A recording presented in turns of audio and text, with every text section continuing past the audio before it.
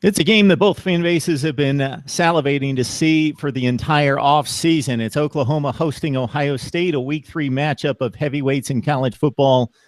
We bring in Graham Dudley from Crimson and Cream Machine to help us break this one down from the OU side. First time on Mark Rogers TV. Graham, appreciate the time. Absolutely. Thanks for having me, man.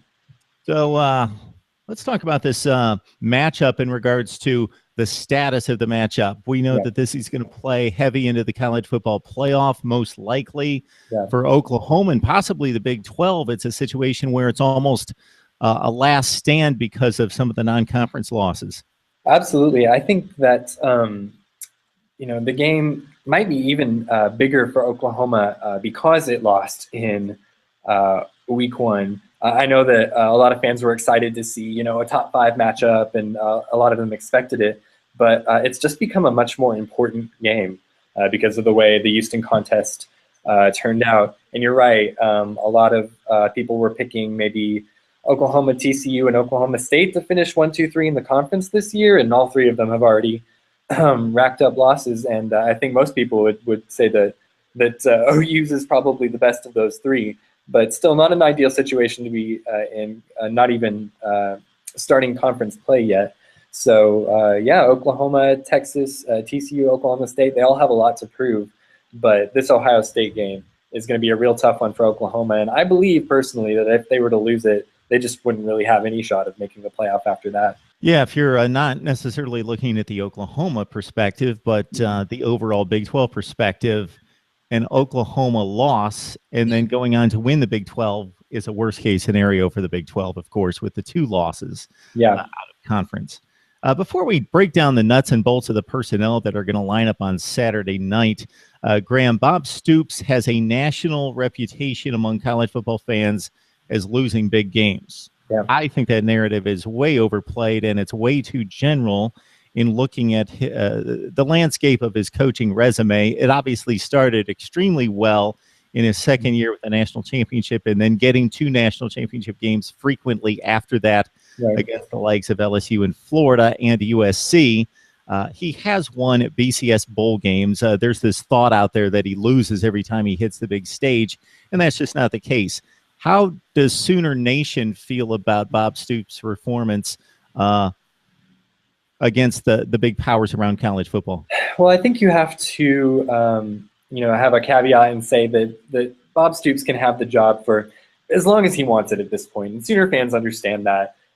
They know that Bob Stoops is probably better than any alternatives that are out there right now.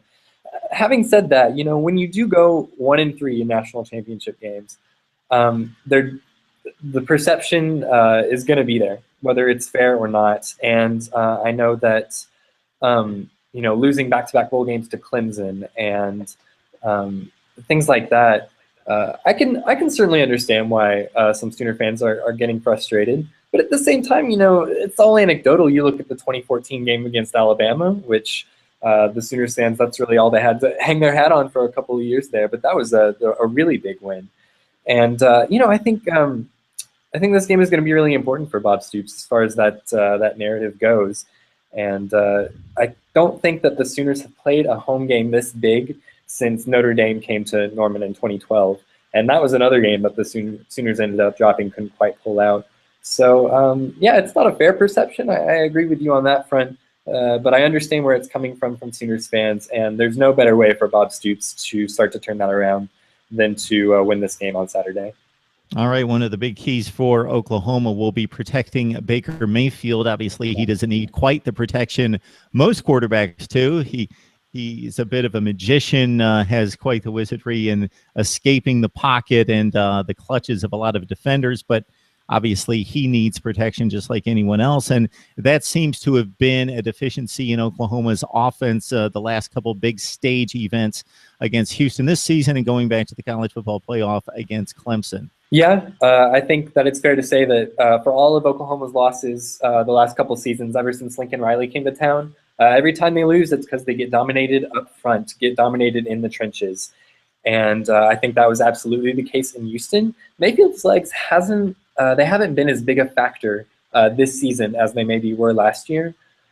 He's trying to stand in the pocket and make plays from there, but the guy's not extremely tall. He's having a hard time seeing his receivers. He needs more time from his offensive line.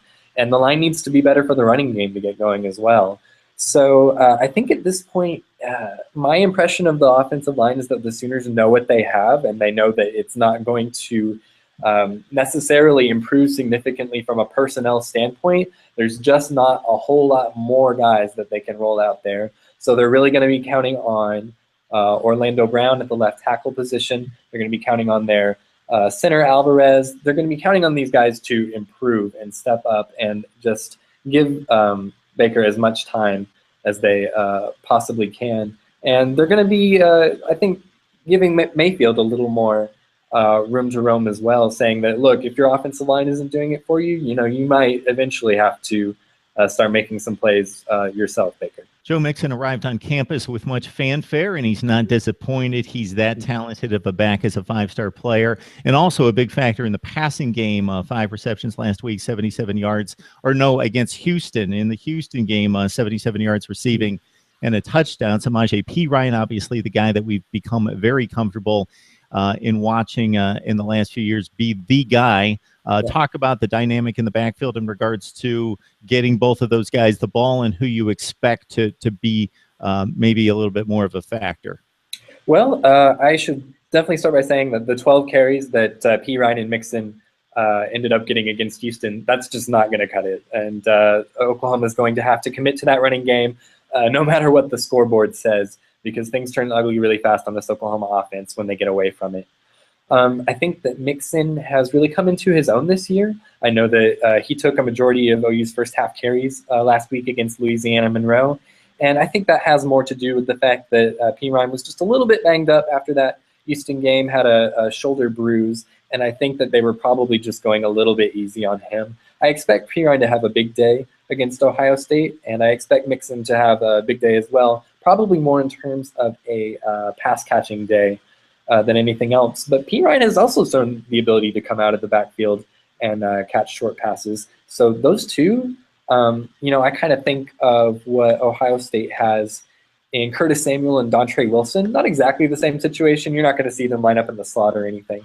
But they're threats in more than one way, and I think they're going to be used as such for the rest of the season. Ever since Mark Andrews started catching passes last season, many of them for touchdowns. He seems to come up with big plays and big scoring plays. 7 receptions for touchdowns last year, already 3 this year. Your thoughts about the wide receiver core, because Sterling Shepard appears to be heavily missed at this point.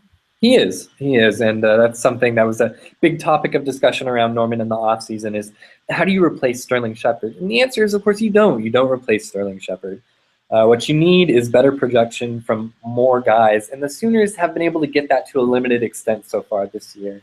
Absolutely, Mark Andrews has really stepped up and been a big part of that. He has been a red zone threat since last season, and I think he'll continue to be so. He's just so difficult to cover in those short field situations. He's bigger, stronger, taller than a lot of the defensive backs, and I think Oklahoma will continue to use him in that capacity. But he's also shown the ability to get behind defenses and catch long passes this year. He had a very long touchdown in the Houston game.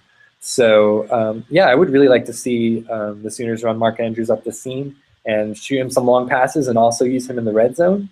Other receivers that we're going to need are D.D. Westbrook, who's now become kind of our de facto #1 receiver on the outside this year. Jarvis Baxter from the slot needs to have a good day. Guys like Jeffrey Mead and A.D. Miller. We have the guys, we have the talent, and they're having a decent year so far. Baker Mayfield struggled to find them during the Houston game. Bob Stoops talked about the way he was maybe just holding the ball a little bit too long. I really expect that they're going to have those problems ironed out when Ohio State comes to town. And I'm hoping for some production from a lot of different receivers on the game on Saturday. Graham Dudley joining us from Crimson and Cream Machine to help us break down Ohio State and Oklahoma. Looking at the other side of the ball, we talk about not being able to replace Sterling Shepard. Eric Stryker, to me, was one of the more elite pass rushers in the Big 12 the last few years, and just a dynamic player to watch in terms of sheer athleticism and coming off the edge with just force.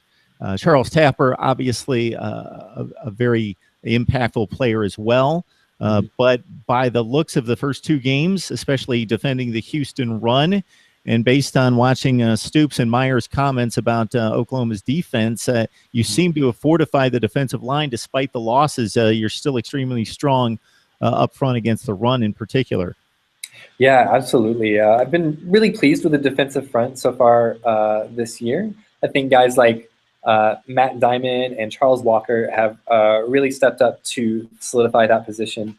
And no complaints with it. They're not being, asked to get to the second level so much, but as far as the running game, they're stopping it really effectively so far. Oklahoma's kind of doing something different this year in terms of its personnel.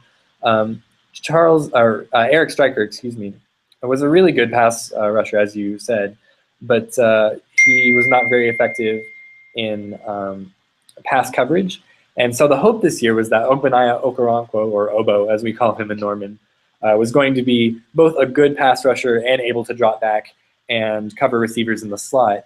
And the same thing goes for Will Johnson, who before the season was listed as a nickelback, but this year is being used more as a linebacker nickel hybrid. And the results have been decidedly mixed so far, I'd say. Obo maybe doesn't have the pass coverage abilities that OU was looking for so far, and he's definitely going to have a hard time against that skilled Ohio State receiving core. So it'll be interesting to see just how often Mike Stoops decides to dial up blitzes, decides to bring Obo and Will Johnson on the same play, and how many men he's willing to commit to the pass rush on any given down. It's going to be interesting to see how he mixes the linebackers between the secondary and loading the box. It's an Ohio State team, as you mentioned, with Dontre Wilson and Curtis Samuel in particular. Mike Weber provides the bulk of the between the tackles running. J.T. Barrett's a fixture at quarterback, but losing 12 players to the NFL in the NFL draft itself, offensively and defensively, the Buckeyes have yet to face a big opponent, certainly haven't gone on the road yet. But based on what you've seen, what you've heard, what you know of the personnel, what concerns you about the Buckeyes? A lot of things. Today there's a big story coming out about how Oklahoma's backup quarterback, Austin Kendall, called the Buckeye defense basic and said that Baker Mayfield was going to light them up, which is a horrible idea, by the way. But he's not wrong. I don't think he was calling the personnel bad when he said basic. Ohio State is running a really basic defensive look right now. A lot of four-down linemen. They're not bringing a lot of linebackers in blitzes. And it's working for them so far. They're stopping the run really, really effectively, and their secondary is so talented. Just ball hawks with 7 picks already this year. I mean, they're just begging to pull down Baker Mayfield's first interception of the year. So that defense really does concern me, and I'm not quite so confident as Austin Kendall that Baker Mayfield is going to light them up on Saturday. As far as the offense goes, it's going to be really tough because there's just so many things that you have to be prepared for. You have to be prepared for J.T. Barrett, who gets the ball out really quickly, but he also has the ability to throw a good deep ball, and he will even pull the ball down and run it himself sometimes. So he needs to be contained in 3 different ways there. And then when you talk about Weber taking the bulk of the carries, but they also have these dynamic halfback hybrid players that are going to be catching passes out of the backfield and running sweeps and running between the tackles. It's tough to prepare for an offense like that. Obviously, Ohio State is young, and I don't think, to quote every college football fan, they ain't played nobody yet. But I think that they have really acquitted themselves really well in these first 2 games. And I think they do deserve to be a top 5 team despite all those losses that they experienced. Graham, knowing you SB Nation guys, I'm guessing that you get together and have some type of a list of predictions by all the guys from Crimson and Cream Machine. Yeah. So I'm not going to ask you for a pick. We'll direct everybody toward the site just in case that hasn't come out yet. Yeah, I got to get my prediction in by the end of the day to my editor. So I've been a little wavering back and forth on this one, but I think everybody should go to crimsonandcream.com, and I think by tomorrow we'll have all those predictions up from all the writers at the machine. Yeah, everything I was hearing in the offseason, power polls, power indexes had Ohio State more of in the 30% range of winning this game, and OU in the 70%. Obviously, the Houston game changed a lot of perception, and I saw a line that had Ohio State like a 1.5 to 2 point favorite on the road.